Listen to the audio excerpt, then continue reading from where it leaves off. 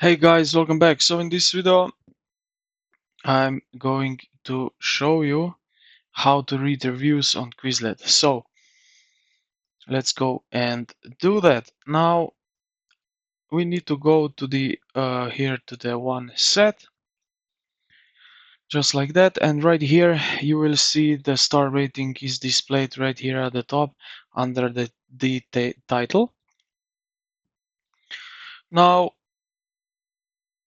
you will, if you created this set, you will also see the inside of these ratings where the people leave the comments. um, but we can also leave a rate, so we will do that. So if we click here in this reviews here at the top, click on it, and now we can leave 5 stars if we want.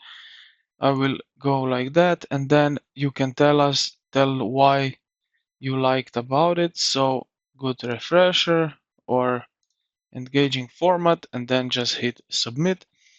And now you just put on basically review for this set. So yeah, this is basically it. So I hope this video helped you out. If you did, consider to like the video and subscribe to the channel. Thank you for watching, and I will see you in the next one.